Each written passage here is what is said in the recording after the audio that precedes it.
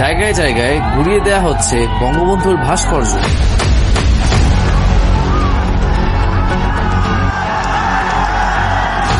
জ্বালিয়ে দেয়া হয়েছে ৩২ নম্বরের বাসা। তোমাদের যা কিছু আছে তাই নিয়ে প্রস্তুত থাকো। তবে যাকে জাতির জনক ও স্বাধীনতার অগ্রদূত উপাধিতে ভূষিত করা হয়েছিল, তার প্রতি বাংলার মানুষদের আজ কেন এত বিদ্বেষ? বিস্তারিত থাকছে ভিডিওতে।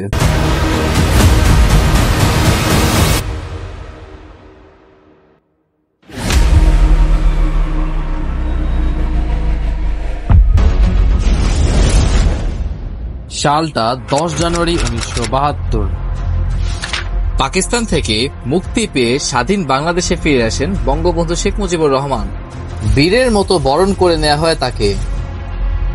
তবে এয়ারপোর্ট থেকে রেসকোর্স ময়দানের উদ্দেশ্যে যাবার পথে শেখ মুজিব তাজউদ্দিনের কানে কানে বলেন, তাজউদ্দিন, আমি কিন্তু প্রধানমন্ত্রী হব। মূলত মুজিবনগর সরকারের সিদ্ধান্ত অনুযায়ী শেখ মুজিবুর রহমান অস্থায়ী রাষ্ট্রপতি সৈয়দ নজরুল ইসলামকে সরিয়ে রাষ্ট্রপতি হবেন। তবে তিনি তাজউদ্দিনকে সরিয়ে হলেন প্রধানমন্ত্রী, কেননা রাষ্ট্রপতির থেকে প্রধানমন্ত্রীর ক্ষমতা বেশি। যে তথ্যটি নিশ্চিত করেছেন তাজউদ্দিনের মেয়ে শারমিন আহমেদ তার লিখিত তাজউদ্দিন নেতা ও পিতা বইয়ের ৫৭ নম্বর পৃষ্ঠায়। ১১ জানুয়ারি ১৯৭২। যেই কথা সেই কাজ। মুজিবনগর সরকারের অস্থায়ী সংবিধান বাতিল করে নতুন সংবিধানের আদেশ জারি করে ১২ তারিখ তাজউদ্দিনকে সরিয়ে প্রধানমন্ত্রী চেয়ারে বসেন বঙ্গবন্ধু শেখ মুজিবুর রহমান। এখান থেকেই মূলত মুজিবের একনায়কতন্ত্রের সূচনা হয়। ক্ষমতায় বসার ১০ দিন পর শেখ মুজিব রাষ্ট্রপতির পদ থেকে সৈয়দ নজরুল ইসলামকে সরিয়ে তার পছন্দের ব্যক্তি বিচারপতি আবু সাইদ চৌধুরী ও পরবর্তীতে মাহমুদুল্লাহকে ক্ষমতায় বসান। ব্যারিস্টার আব্দুল হালিম তার লেখা সংবিধান, সাংবিধানিক আইন ও রাজনীতি বাংলাদেশ প্রসঙ্গ বইয়ের ৪৭ পৃষ্ঠায় উল্লেখ করেছেন, দুজন রাষ্ট্রপতির কাউকেই মুজিব পাত্তা দিতেন না। মুজিবের অগণতান্ত্রিক ও অসাংবিধানিক কাজের বিরুদ্ধে কথা বলার সাহস তাদের ছিল না। একই পৃষ্ঠায় বলা হয়েছে, মুজিব ও তার ক্যাবিনেট সদস্যদের মধ্যে সম্পর্ক ছিল প্রভু ও ভৃত্যের মতো। বইটির ৫২ নম্বর পৃষ্ঠায় উল্লেখ আছে, বঙ্গবন্ধু হিসেবে মুজিব ছিলেন অসাধারণ, তবে প্রধানমন্ত্রী হিসেবে মুজিব ছিলেন অত্যন্ত দুর্বল। এছাড়াও বইটির ১৬১ নম্বর পৃষ্ঠায় উল্লেখ আছে, যেই মুজিব নিজের সারাটি জীবন গণতন্ত্র প্রতিষ্ঠার জন্য লড়ে গেছেন, সেই মুজিব ক্ষমতা পাওয়ার পর গণতন্ত্রকে প্রাতিষ্ঠানিক রূপ দিতে চাচ্ছিলেন না। এছাড়াও সেক্টর জেনারেল M.A. জলিল তার লিখিত অরক্ষিত স্বাধীনতায় পরাধীনতা বইটির ৩৫ নম্বর পৃষ্ঠায় উল্লেখ করেছেন, মুক্তিযুদ্ধের জনক হিসেবে পরিচিত মরহুম জনাব শেখ মুজিব মুক্তিযুদ্ধের চেতনা সম্পর্কে অবগত থাকলেও সেই চেতনায় তিনি পরিপূর্ণভাবে বিশ্বাসী ছিলেন না বলেই ক্ষমতা লাভের পর তার মধ্যে পরিলক্ষিত হয়েছে মারাত্মক দ্বন্দ্ব এবং অস্থিরতা, যার ফলে তিনি কখনো হয়েছেন রাষ্ট্রপতি, আবার কখনো দায়িত্ব নিয়েছেন প্রধানমন্ত্রীত্বে। সেই সরকার অনেক ভুল করেছে এবং সেই ভুলটা কি সেটা আমরা। মুজিবের স্বৈরাচারের এক প্রতিচ্ছবি তুলে ধরা হয়েছে স্বাধীনতার দলিলপত্র বইয়ের প্রথম খণ্ড, যেখানে বলা হয়েছে ১১ এপ্রিল ১৯৭২ K.M. ওবায়দুর রহমান সংসদে বলেন, এই পরিষদ যদি সার্বভৌম ক্ষমতার অধিকারী না হয় তবে মন্ত্রিসভার ক্ষমতার উৎস কোথায়? মাননীয় স্পিকার সাহেব, আমি দাবি জানাচ্ছি যে অবিলম্বে এই গণপরিষদকে স্বাধীন বাংলাদেশের সার্বভৌম পার্লামেন্ট হিসেবে ঘোষণা করা হোক। এই সময় তাকে বারবার থামিয়ে দিচ্ছিলেন মুজিবের তেলবাজ স্পিকার মালিক উকিল। তখন বঙ্গবন্ধু শেখ মুজিবুর রহমান হঠাৎই বলে দেন, মেম্বারদের আরেকটা বিষয়ে হুঁশিয়ার করতে চাই, স্পিকার যখন কথা বলেন তখন আর কোনো মেম্বারের কথা বলার অধিকার নেই, বললে আপনি মেহেরবানি করে তাকে পরিষদ থেকে বের করে দিতে পারেন। অথচ সংসদের ভিতর প্রধানমন্ত্রী স্পিকারকে এই ধরনের আদেশ নিষেধ দেওয়া সম্পূর্ণ বেআইনি। K.M. ওবায়দুর রহমানের মতো যখন অন্যান্য সদস্যরা মুজিবের বিরুদ্ধে কথা বলা শুরু করেন, তখন বিক্ষুব্ধ পরিষদ সদস্যদের মুজিব শায়েস্তা করার জন্য জারি করেন গণপরিষদ সদস্য বাতিল আদেশ ২৩/১৯৭২। আইনটি জারির ৩ মাসের মধ্যে ৪৬ জনের সদস্য পদ বাতিল করে দেওয়া হয়। এরপরই মুজিব সেনাবাহিনীর আদলে তৈরি করে জাতীয় রক্ষী বাহিনী নামে আরেকটি আলাদা বাহিনী, যেটি সরাসরি মুজিবের তত্ত্বাবধানে চলত।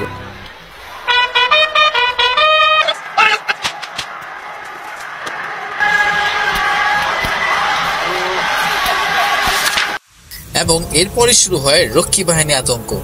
অপরাধ দমনের নামে চলে হত্যা, গুম, খুন।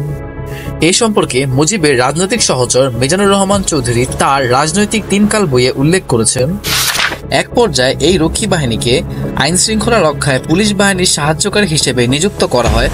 অপরাধ দমন, বিশেষ করে জাসদের গণবাহিনী ও চীনাপন্থীদের বিভিন্ন বাহিনী দমন করার জন্য নামানো হয়। কিন্তু এ কাজে গিয়ে রক্ষী বাহিনী যে বাড়াবাড়ি করে তাতে তারা জনগণের কাছে আতঙ্কের এক মূর্ত প্রতীক হয়ে দাঁড়ায়। হাজার হাজার রাজনৈতিক কর্মীকে হত্যা করে, জাসদের 10,000 কর্মীকে জেলে রাখে, মোশাররফ হোসেনকে হত্যা করে।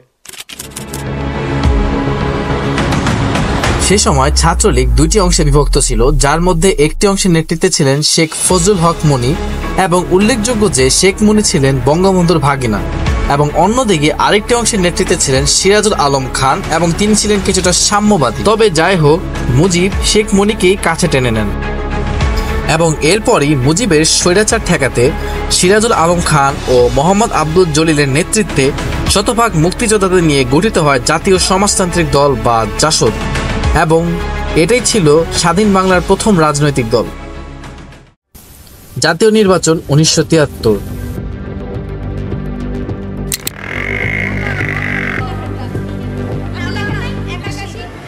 তৎকালীন সময় মুজিবের স্বৈরাচারে অতিষ্ঠ জনগণের মাঝে জাসদ বেশ জনপ্রিয় হয়ে ওঠে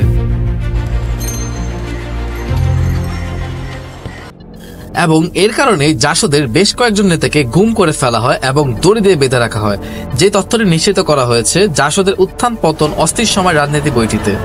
এছাড়াও বইটিতে লেখক মহিউদ্দিন এক বিস্ফোরক তথ্য দিয়েছেন, যেখানে বলা হয়েছে শেখ মুজিবুর রহমান নির্বাচনে ভোলা 4 আসনে মনোনয়ন জমা দেন এবং সেই আসনে মুজিবের প্রতিদ্বন্দ্বী হিসেবে নির্বাচনে অংশগ্রহণ করতে ইচ্ছুক ছিলেন জাসদের শক্তিশালী নেতা ডক্টর আজহারউদ্দিন।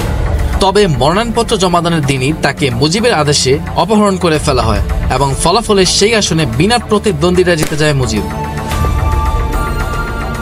এছাড়াও বইটিতে আরো বলা হয়েছে, যখন মুজিব ও তার সদস্যরা দেখলো আওয়ামী লীগের প্রথম সারির প্রতিনিধিরা একে একে পরাজিত হয়ে যাচ্ছিল, তখনই তারা সাহায্য নেয় মিডিয়া কুয়ের এবং বন্ধ করে দেয় দেশের সব টেলিভিশন, রেডিও এবং ভোট কেন্দ্রগুলোতে হেলিকপ্টার পাঠিয়ে ব্যালট বক্স পরিবর্তন করে দেয় এবং ভোট ফলাফলের দায়িত্ব নির্বাচন কমিশন থেকে সরিয়ে গণভবনে হস্তান্তর করা হয়। এক প্রকার জোর করে জাসদের অনেক নেতাকে পরাজিত করে ক্ষমতায় বসে আওয়ামী লীগ। এরপরই আওয়ামী লীগের নেতারা দেশে শুরু করে লুটপাট, যার ফলাফল ছিল 1974 সালের দুর্ভিক্ষ। They are now flocking to the city from the starving countryside in their thousands. এই সম্পর্কে নোবেল বিজয়ী অমর্ত্য সেন তার বইতে বলেন, ওই সময় বাংলাদেশে দুর্ভিক্ষ খাদ্যের অভাবে হয়নি, হয়েছিল আওয়ামী লীগ নেতাদের লুটপাটে। বিদেশি এক সাক্ষাৎকারে মুজিবকে দুর্ভিক্ষ নিয়ে প্রশ্ন করলে উনি বলেন, It's not correct. Then 27,000 people could not even die. The people expected that few millions people will die, but we have fought it. Everybody expected that few million people will die by starvation after the flood, after the inflation. We have tried, and about 27,000 people have died by starvation, which is a fact. We tried our best. Consciously, we have tried our best.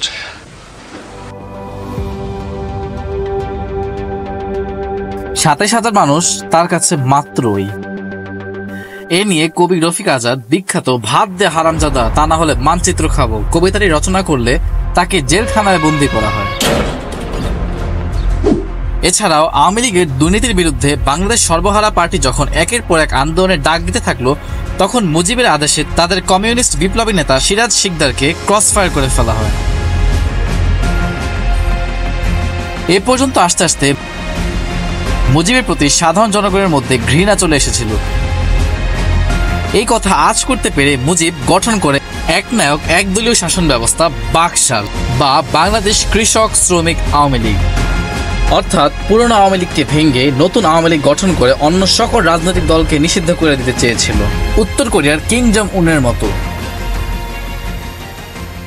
মুজিবের এইসব বাড়াবাড়ির জন্যই বিরক্ত হয়ে major নূর, major ডালিম, colonel Rashed Chowdhury, সিলাদার Mosleuddin খান, খন্দকার মোশতাকের বলিষ্ঠ নেতৃত্বে মুজিবের স্বৈরাচারকে উৎখাত করার পরিকল্পনা করা হয়।